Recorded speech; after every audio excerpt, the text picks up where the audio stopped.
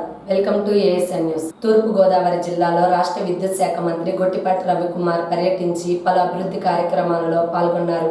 అఖండ గోదావరి మహాపుష్కరాలు 2027 పనులకు మంత్రి శంకుస్థాపన చేశారు. రాజమహేంద్రవరంలో భూగర్భ కేబుల్ వ్యవస్థ శంకుస్థాపన చేశారు. రాజమహేంద్రవరంలోని గౌతమి ఘాట్ వద్ద రివర్ యూ 33/11 kV సబ్స్టేషన్కు శంకుస్థాపన చేశారు. ఈ కార్యక్రమంలో మంత్రివర్యులు దుర్గేష్, గోరంట్ల బుచ్చయ్య చౌదరి, ఆదిరెడ్డి శ్రీనివాస్ పాల్గొని పుష్కరాలకు వచ్చే భక్తులకు ఎక్కడ చిన్న సమస్య కూడా రాకుండా ఏర్పాటు చేస్తున్నామని, కూటమి ప్రభుత్వం ప్రత్యేకంగా నిధులు మంజూరు చేసిందని, గోదావరి పుష్కరాల పనుల కోసం కేంద్రం ఇప్పటికే 94 కోట్లు మంజూరు చేసిందని మంత్రి దుర్గేష్ అన్నారు. 75 సంవత్సరాలు కంప్లీట్ చేసుకుని 76వ సంవత్సరంలోకి అడుగుపెట్టిన మన ముఖ్యమంత్రి గారి పుట్టినరోజు మన అధికారులు, మన పార్టీ క్యాడరు, మన వాళ్ళందరి మధ్యలో జరుపుకున్నందుకు ఆయన కూడా పుట్టినరోజు ధన్యవాదాలు తెలియజేసుకుంటూ, పుష్కరాలకు సంబంధించి ఈ జిల్లాలో 96 కోట్లు, మొత్తం పుష్కరాలకు దాదాపు 150 కోట్ల రూపాయలు ఖర్చు పెడుతున్నాం. మన డిపార్ట్మెంట్ పని తొందరగా కంప్లీట్ కావాలి. 2 నెలల ముందు కంప్లీట్ చేసి రెడీగా పెట్టుకోవాలి మనం. ఎందుకంటే మిగతా డిపార్ట్మెంట్ వాళ్ళు మనం కనుక తొందరగా కంప్లీట్ చేయకపోతే అన్ని అయిపోయి పవర్ వాళ్ళు ఇవ్వలేదు అంటారు, మనమేనంటారు. అందుకని ఇమీడియట్ గా టెండర్ల ప్రాసెస్ చేపించి ఇమీడియట్ గా క్వాలిటీ ఉన్న కాంట్రాక్టర్లను ఎన్నుకోండి. దీంట్లో ఎవరిని కూడా ఉపేక్షించకుండా ఖచ్చితంగా మంచి క్వాలిటీగా పనిచేసే కాంట్రాక్టర్ని తీసుకోండి. ఇమీడియట్ గా పనులు చేపించి తొందరగా ఈ చుట్టుపక్కల ప్రాంత ప్రజలకి ఇవన్నీ కూడా అందించాలి.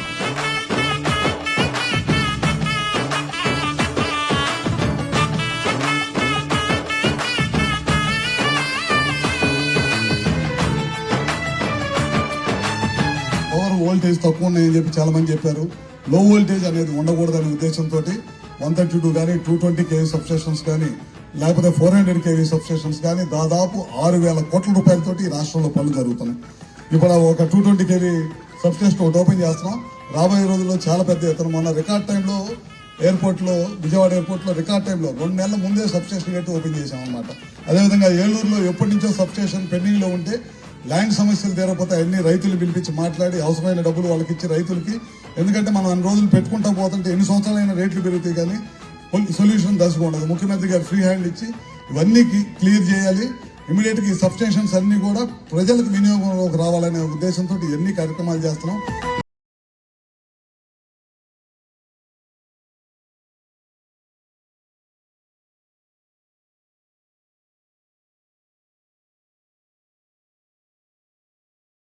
పార్లమెంట్లో మహిళా బిల్లుకు వ్యతిరేకంగా ఓటు వేసి కాంగ్రెస్ దాని మిత్రపక్షాలు మహిళలకు వెన్నుపోటు పొడిచారు అని కూటమి నేతలు ఆరోపించారు. ఈ మేరకు కూటమి నాయకులు అద్దంకి పట్టణంలో మున్సిపల్ కార్యాలయం నుండి బంగ్లా రోడ్లో ఉన్న అంబేద్కర్ విగ్రహం వరకు ర్యాలీ చేయడం జరిగింది. అనంతరం నామ్ రహదారిపై కూటమి నాయకులు మానవాహారంగా ఏర్పడి కాంగ్రెస్ దాని మిత్రపక్షాలకు వ్యతిరేకంగా నినాదాలు చేశారు. మహిళా బిల్లును వ్యతిరేకించి కాంగ్రెస్ మిత్రపక్షాలు భారతదేశంలో ప్రతి ఒక్క మహిళా మూర్తికి క్షమాపణ చెప్పాలని డిమాండ్ చేయడం జరిగింది. ప్రజాక్షేత్రంలో ఈసారి నారీ శక్తి ఆగ్రహానికి గురి కాకుండా మిమ్మల్ని ఎవరు కాపాడలేరని చెప్పడం జరిగింది. ఈ కార్యక్రమానికి నియోజకవర్గ ఇన్ఛార్జ్ జాగర్లమూడి యలమందరావు అధ్యక్షత వహించారు. తెలుగుదేశం పార్టీ నాయకులు నాగినేని రామకృష్ణ, స్వచ్ఛాంధ్ర కార్పొరేషన్ సంచాలకులు చిన్ని శ్రీనివాసరావు, పట్టణ మరియు మండల అధ్యక్షులు అరిగిల నాగరాజు, మానం మురళీ మోహన్ దాస్ మరియు పున్నూరి నరేంద్ర, జనసేన తరపున గోరంట్ల సాయి, బీజేపీ తరపున జిల్లా అధ్యక్షులు కొండముది బంగారు బాబు, ఉపాధ్యక్షులు మంచెల సుబ్రహ్మణ్యం, జిల్లా ప్రధాన కార్యదర్శి పచ్చూరి శ్రీనివాసరావు, అద్దంకి పట్టణ అధ్యక్షులు కాళేశబాబు విరాట్, మహిళా మోర్చా నాయకురాలు జాగర్లమూడి వెంకటరత్నం మరియు మహిళా నాయకులు కార్యకర్తలు పాల్గొన్నారు. వచ్చినటువంటి కూటమి నేతలందరికీ కూడా నా హృదయపూర్వక నమస్కారాలు తెలియజేస్తున్నాము. ఈరోజు భారతదేశంలో ఇది ఒక బ్లాక్ డేగా నిలిచిపోతుంది. మరి 33% రిజర్వేషన్ అనేది మహిళలకి మరి మన ప్రధానమంత్రి నరేంద్ర మోడీ గారు ఇచ్చినటువంటి మహిళా సాధికారతకు పెద్దపీట వేస్తున్నారు అనేది ఈ రిజర్వేషన్ బిల్ అయితే దాన్ని నీరు కార్చడం మరి ఈ కాంగ్రెస్ ప్రభుత్వం కానీ దాని మిత్రపక్షాలు కానీ మరి నీరు కార్చి ఇది మరి బీజేపీ నరేంద్ర మోడీ గారి మీద వాళ్ళు గెలుపు అనుకుంటున్నారు కానీ ఇది మహిళల పట్ల వాళ్ళు చూపిస్తున్నటువంటి చిన్న బుద్ధి అని మాత్రం తెలుసుకోలేకపోతున్నారు. మరి నరేంద్ర మోడీ గారు ఈ రోజు కాకపోతే ఇంకొక రోజైనా కానీ మనకి ఈ 33% రిజర్వేషన్ అనేది మనకి ముందు కల్పిస్తారనటంలో ఎటువంటి అతిశయోక్తి లేదు. మరి ఇదే కాదు, మరి మోడీ గారు మరి మన చట్టసభల్లో తీసుకొచ్చినటువంటి ఏ బిల్లునైనా సరే దానిని బిల్లు ఆమోదించబడకుండా మరి దాన్ని నిరోధించడం అనేది ఇది కాంగ్రెస్ మొట్టమొదటి నుంచి ఉన్నటువంటి కనబడుతుంది మనకి. ఇది ఒకటని కాదు, మరి ఎన్నో చారిత్రాత్మక నిర్ణయాలు తీసుకున్నటువంటి మన భారత ప్రధాని నరేంద్ర మోడీ గారికి మరి అక్కడ పార్లమెంట్ లో వాళ్ళు ఆమోదించకుండా వాళ్ళ చిత్రబుద్ధిని చూపిస్తున్నారు. ఇది ఒక కార్యక్రమం అని కాదు, మరి జనతా ఆ రోజు గ్రూపులు పెట్టారు. ఆ రోజు 10 మందిగా గ్రూప్ గా గ్రామాల్లో అనేక గ్రూపులుగా ఏర్పాటు చేసి 600 కోట్ల రూపాయల నిధితోటి 1990 సంవత్సరంలో ఏర్పాటు చేసిన గ్రూపులు ఈ రోజు 30,000 కోట్ల రూపాయలకు చేసి 6 సంవత్సరం గ్రూపు. కాబట్టి వీళ్ళు అనేక రకంగా కూడా మహిళలను తీసుకురావాలనే ఉద్దేశంతో అప్పటి నుంచి కూడా ప్రయత్నం చేస్తూ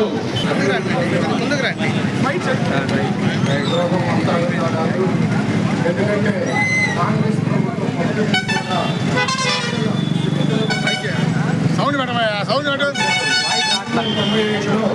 దేవగౌడ గవర్నమెంట్లో కూడా 30 సంవత్సరాల క్రితం బిల్లు ఏర్పాటు చేయడం జరిగింది. ఆ రోజు కాంగ్రెస్ అడ్డుకుంది. తర్వాత వాజ్పేయి గారి గవర్నమెంట్లో 4 సార్లు ప్రయత్నిస్తే 4 సార్లు కూడా కాంగ్రెస్ అడ్డుకుంది. తర్వాత 2011లో వాళ్ళు కాంగ్రెస్ ప్రభుత్వంలో ఇల్లు ఒక్కుబడిగా పెట్టి కూతుమంత్రంగా పెట్టి అది ఫెయిల్ అయ్యే విధంగా చేశారు. తర్వాత ఈరోజు మోడీ గారు ఏర్పాటు చేసిన బిల్లును వ్యతిరేకించడం అనేది చాలా ఘోరమైన విషయం. ఎందుకంటే ఈరోజు ఎక్కడ మీటింగ్లో చెప్పిన కాంగ్రెస్ నాయకులు ఏమి చెబుతున్నారు? ఆడవాళ్ళ సమానత్వం ఉండాలని చెబుతారు. మీటింగ్లో దొరికేది పని. కానీ చంద్రబాబుకి వచ్చేటప్పటికి వ్యతిరేకించి వారికి రావాల్సిన అవకాశాన్ని దుర్వినియోగం చేస్తూ ఈరోజు పెద్ద ఎత్తున ద్రోహం చేయడం జరిగింది. అదే కాకుండా డీలిమిటేషన్ కూడా ఎదుర్కొని ఈరోజు రాష్ట్రాల అభివృద్ధిని అడ్డుకోవడం జరుగుతుంది. ఎందుకంటే ఈరోజు మనకు సీట్లు పెరిగినందువల్ల ఆటోమేటిక్గా కేంద్ర ప్రభుత్వ నిధులు కూడా మన రాష్ట్రానికి పెద్ద ఎత్తున రావడానికి అవకాశం ఉంది. అలాంటి అవకాశం కూడా కాబట్టి ఈ రోజు రాష్ట్రాల అభివృద్ధి కూడా అడ్డుపడిన ఇండియా కూటమి బుద్ధి చెప్పాల్సిన అవసరం ఉందని చెప్పి తప్పనిసరిగా రాబోయే ఎలక్షన్లో పూర్తిగా ఇండియా కూటమి తుడిచిపెట్టుకుపోయి బీజేపీ కూటమికి పెద్ద ఎత్తున అధికారం ఇచ్చేసి ఈ బిల్లును పాస్ చేసుకుని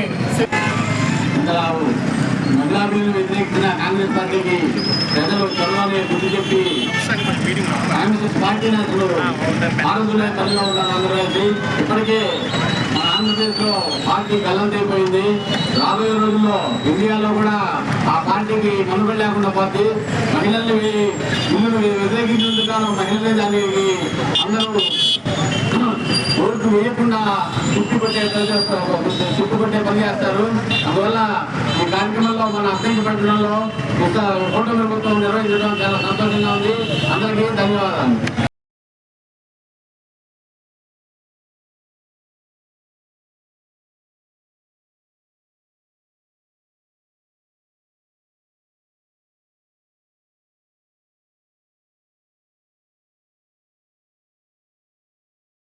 అద్దంకి పట్టణంలో హిజ్రాల రౌడీ వసూళ్లను పూర్తిగా నియంత్రించాలని అద్దంకి పట్టణ ప్రజా సంఘాల ఆధ్వర్యంలో ఈరోజు RDO Johnson, MRO Shri Charan, municipal commissioner D Ravindra, CI Subbaraju, వర్తకులు ప్రజలతో ప్రజా సంఘాలు వినతి పత్రాలు అందించడమైనది. అద్దంకి పట్టణంలో వ్యాపారస్తులు చిన్న చిత్క షాపుల వద్ద హిజ్రాలు వసూలు చేస్తున్న విధానం రౌడీయిజంను తలపించేలా ఉంది. 4 రోజుల క్రిందట వాళ్ళు యాచించే క్రమంలో వాళ్ళలో తగాదాలు పడి 2 గ్రూపులుగా విడిపోయి ఒకరు కడప రాయచోటి నుండి మరొకరు విజయవాడ నుంచి రౌడీలను తెప్పించి అద్దంకి నామ్ ఎక్స్ప్రెస్ హైవే భవానీ సెంటర్ నందు 100 మందికి పైగా చేరి నానా దుర్భాషలాడుకుంటూ దారుణంగా కొట్టుకొని అరగంట పాటు ట్రాఫిక్ జామ్ అయ్యే విధంగా ట్రాఫిక్లో ప్రజలను ఇబ్బందులకు గురి చేసిన హిజ్రాల చర్యలను ప్రజలు చేదరించుకున్నారు. పోలీసులు లాఠీ చార్జితో కనా కష్టం మీద పరిస్థితి అదుపులోకి వచ్చింది. రోజు రోజుకి హిజ్రాల రౌడీ వసూళ్లు ప్రజలను భయభ్రాంతం చేస్తుంది. 4 రోజుల క్రితం అద్దంకిలో వాళ్ళ యాచించే విధానంలో గ్రూపులుగా ఏర్పడి ఒక గ్రూపు కడప రాయచోటి నుంచి, ఒక గ్రూపు విజయవాడ నుంచి రౌడీలను తీసుకొచ్చి అద్దంకి నామ్ రోడ్ ఎక్స్ప్రెస్ హైవే మీద భవన్ సెంటర్లో 100 మంది హిజ్రాలు ప్రజలు భయపడే విధంగా కొట్టుకొని అరగంట ట్రాఫిక్ జామ్ చేశారు. దాదాపుగా భవన్ సెంటర్ నుంచి అది మేరమెట్ల దాకా ట్రాఫిక్ జామ్ అయింది. అలా కాకుండా ఇంకా ఈ చిన్న చిత్తగా వ్యాపారస్తుల దగ్గరికి వెళ్ళి ఇవ్వకపోతే వాళ్ళ తక్కెళ్ళు తూకం వేసుకునే తక్కెళ్ళు తీసుకెళ్తున్నారు.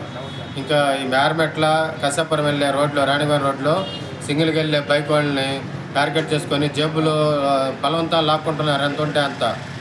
అట్లా ఇంకా చెప్పాలంటే పెళ్ళిళ్ళు చిన్న చిత్తగా పెళ్ళిళ్ళు ఫంక్షన్ చేసుకున్న కాడికి పోయి మినిమం 5,000 నుంచి 10,000 డిమాండ్ చేస్తున్నారు. ఇకపోతే శాపనార్థాలు పెడుతూ వాళ్ళు బూతులు తిడుతున్నారు, చెప్పలేని మాటలు మాట్లాడుతున్నారు. వాళ్ళు పరువు పోయిద్దని ఎంతో 2,000, 3,000, 5,000 అట్లా ఇచ్చి పంపిస్తున్నారు. ఈ రకమైన రౌడీ వసూళ్ళు వాళ్ళ రైట్ ఏంటి? రైటా లేకపోతే రౌడీజమా? ఇది ప్రజలు క్షమించరు. ఎవరైనా కూడా అద్దెంకులో రౌడీజం వసూళ్ళు రౌడీజం చేయడానికి వీలు లేదు. ఒక్క ఇజ్రా కూడా ఈ రకంగా తిరిగేందుకు వీలు లేదు. కాబట్టి ఈ విధానాన్ని నియంత్రించాలంటే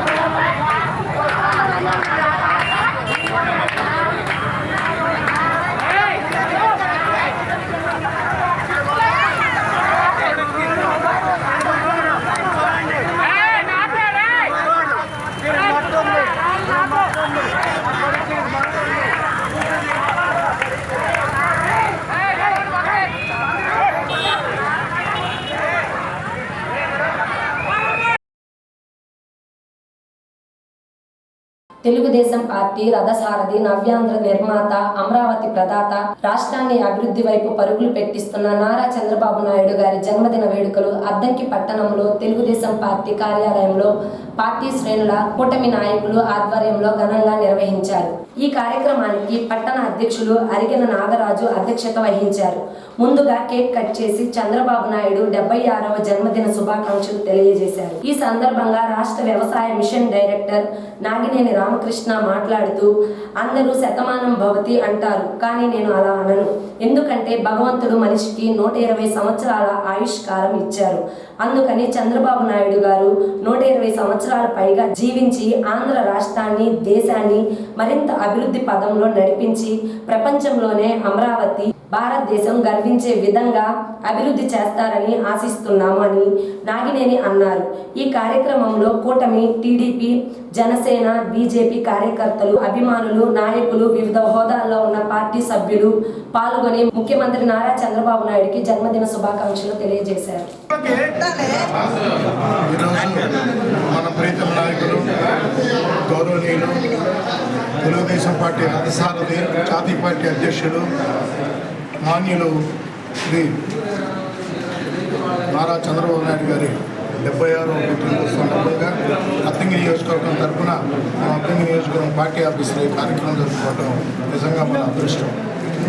మన అదృష్టం అని ఎందుకంటున్నానంటే, ఆయన 28 సంవత్సరాల వయసులోనే ఎమ్మెల్యే కావటం, 30 సంవత్సరాలకే మంత్రిగా ఉండటం, తర్వాత 35 సంవత్సరాలకే ముఖ్యమంత్రి అవ్వటం, ముఖ్యమంత్రి అయిన తర్వాత తానేంటో నిరూపించుకున్న వ్యక్తి నారా చంద్రబాబు నాయుడు గారు.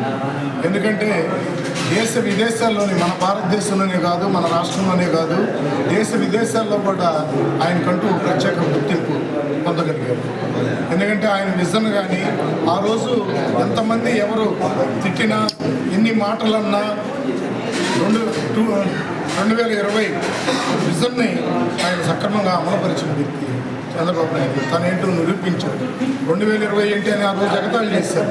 అదే 2020 నాటిగా హైదరాబాద్ రాష్ట్రం ఏ విధంగా తయారైందో అందరూ మన కళ్ళెదురు చూసింది. ఆ తర్వాత ఇప్పుడు 2047 విజన్ పెట్టుకున్నాడు. తప్పనిసరిగా ఆయన ఈ రాష్ట్రాన్ని ముందంజలో నడిపి అభివృద్ధి కార్యక్రమంలో చూస్తున్నారు. అభివృద్ధే కాదు, సంక్షేమాన్ని కూడా, రెండింటిని కూడా వాళ్ళలో తీసుకెళ్ళిన ఏకైక వ్యక్తి చంద్రబాబు నాయుడు గారు. అందులో ఆయన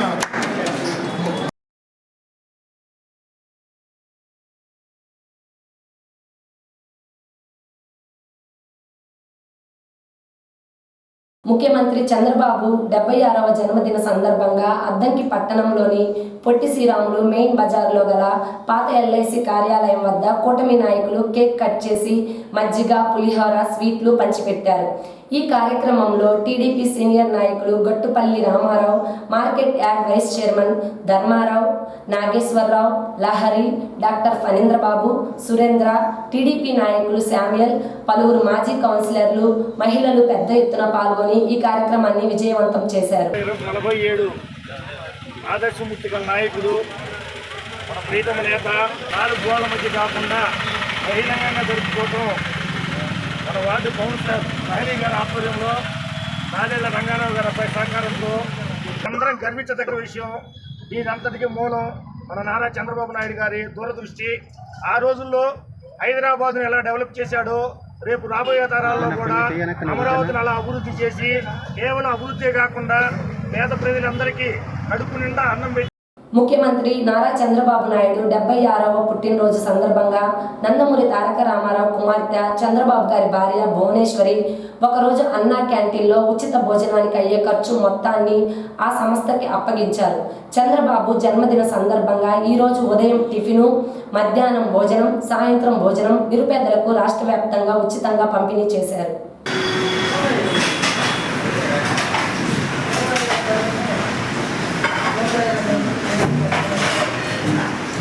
ప్రకాశం జిల్లా బల్లికురవ మండలం రామాంజనేయపురం వద్ద ఘోర రోడ్డు ప్రమాదం చోటు చేసుకుంది. నామ్ ఎక్స్ప్రెస్ హైవేపై టోల్ ప్లాజా వాటర్ ట్యాంక్ ను మద్రాసు నుంచి హైదరాబాద్ వైపు వెళ్తున్న లారీ ఢీకొనడంతో ఈ ప్రమాదం చోటు చేసుకుంది. లారీల 2 క్యాబిన్లు పూర్తిగా దెబ్బతిన్నాయి. లారీ క్యాబిన్ లో డ్రైవర్ ఇరుక్కొని పోవడంతో స్థానికులు గమనించి పోలీసులకు సమాచారం ఇచ్చారు. టోల్ ప్లాజా క్రేన్ సహాయంతో లారీలో ఇరుక్కుపోయిన వ్యక్తిని బయటకు తీసి తీవ్ర గాయాలు కావడంతో హైవే మొబైల్ వ్యాన్లో నరసరావుపేట ప్రభుత్వ వైద్యశాలకు తరలించారు.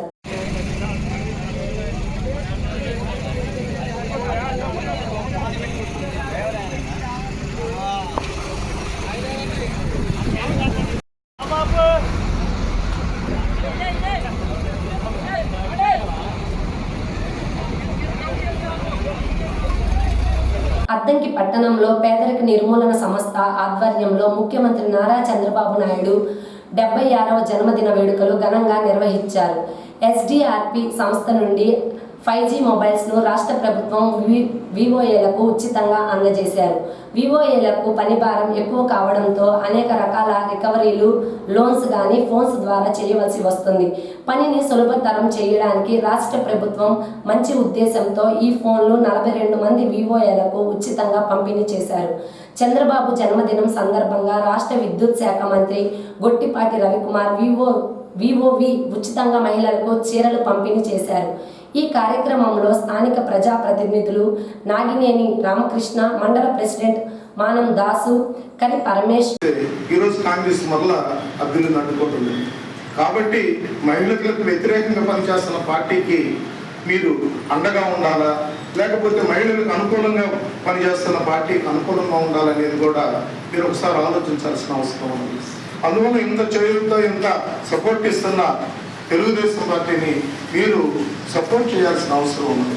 మీరు గ్రామాల్లో మహిళలను చైతన్యవంతం చేయాల్సిన బాధ్యత కూడా కేవలం లోన్లు తీసుకోవడం, లోన్లు కట్టడమే కాదు, సమాజం మీద ఒక అవగాహన ఏర్పాటు చేయండి. ఎవరు ఎలా పనిచేస్తున్నారో చూడండి. మీరు గత 5 సంవత్సరాలు చూడండి, ఒక ఇంటిలో ప్యాలెస్లో కూర్చొని బట్టలు నొక్కుతో కూర్చొని కొద్దిమందికి లోన్ ఇచ్చుకుంటాను, కొద్దిమందికి పథకాలు ఇచ్చుకుంటాను కాలం గడిపారు. కానీ ఇవాళ ప్రజల మధ్యకు వస్తున్నాడు ఆయన. 76 సంవత్సరాల వయసులో ఈరోజు ప్రజల మధ్యకు వచ్చి పనిచేస్తున్నాడంటే కుర్రవాళ్ళలాగా ఆయన్ని ఎంతైనా అభినందించదగ్గ విషయం. ఈరోజు పోలవరం ప్రాజెక్టు పనులు జరుగుతున్నాయి, అమరావతి రాజధాని పనులు జరుగుతున్నాయి. ఈరోజు రోడ్లు ఎక్కడ చూసినా కూడా దెబ్బతిన్న రోడ్లని కూడా ఏర్పాటు చేయడం జరిగింది. మహిళలకి ఈరోజు సిలిండర్లు ఉచితంగా ఇవ్వడం జరుగుతుంది, బస్సులు ఫ్రీగా చేయడం జరిగింది. గతంలో ఒక బిడ్డకి తల్లికి వందనం ఇస్తే ఈరోజు 3 బిడ్డలకి, 3 కాదు 4 ఎంతమంది ఉన్నా సరే తల్లికి వందనం ఇవ్వడం జరుగుతుంది.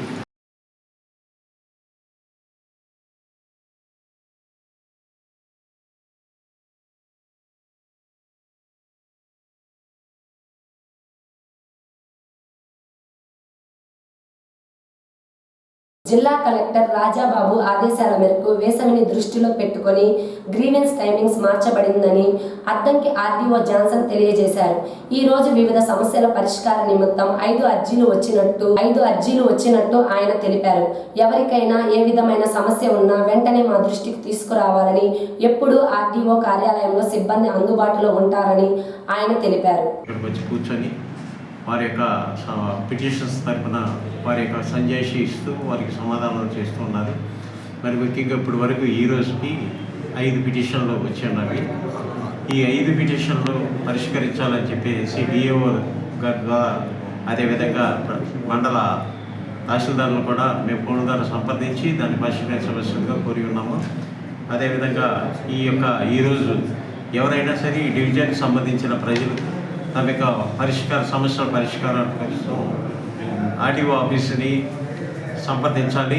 మరి అదేవిధంగానే వారి యొక్క సమస్యలు మాకు చెప్పినట్లయితే మేము నేరుగా ఆ యొక్క తహసీల్దారులకు కానీ సంబంధిత డిపార్ట్మెంట్కి సంబంధించిన పిటిషన్స్ అయితే సంబంధిత డివిజన్ అధికారులతో కానీ మాట్లాడి మనం పరిష్కరించడానికి మేము కృషి చేస్తాము. ఆ విధంగానే ఈ యొక్క ప్రతి సోమవారం కూడా ఈ వేసవి కాలాన్ని దృష్టిలో ఉంచుకొని టైమ్స్ కుదించడం జరిగింది. కనుక ప్రజలందరూ కూడా ఈ యొక్క టైమ్స్ గుర్తుంచుకొని తమ యొక్క పిటిషన్స్ని సకాలంలో వచ్చి, అదేవిధంగా 12 గంటలకి మేము క్లోజ్ చేస్తాము. కనుక ఈ 12 గంటల లోపు వచ్చి మీ యొక్క పిటిషన్స్ సమర్పించవలసి కోరుతున్నాము. అందరికీ నమస్కారం.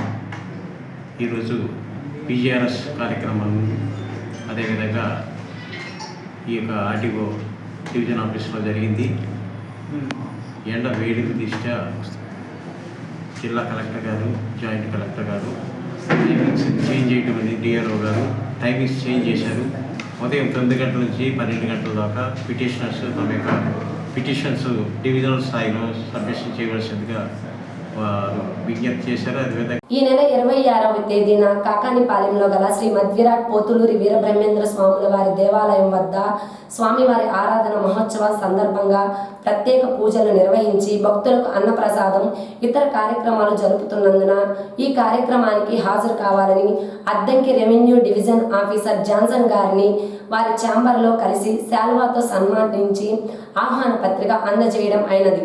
Addanki police circle inspector Subbaraju, Addanki municipal commissioner Ravindra గారిని కలిసి శాల్వా కప్పి సన్మానించి ఆహ్వాన పత్రిక అందించడమైనది. ఈ కార్యక్రమంలో దేవస్థాన అభివృద్ధి committee chairman Ponnupalli Brahmanandam, working president Chennupalli Srinivasachari, ఉత్సవ committee chairman Chennupalli Kotilingachari, vice chairman Jagarlamudi Srinivasarao, సభ్యులు మిద్దెపోయిన ఆంజనేయులు, కందుకూరి గౌరీ ఉన్నారు.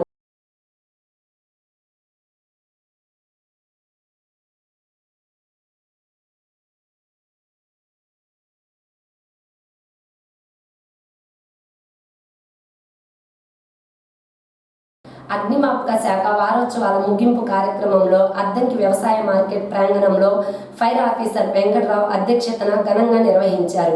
విద్యార్థులకు ప్రమాదాలు జరిగినప్పుడు తీసుకోవాల్సిన మెలకువల గురించి వివరించారు.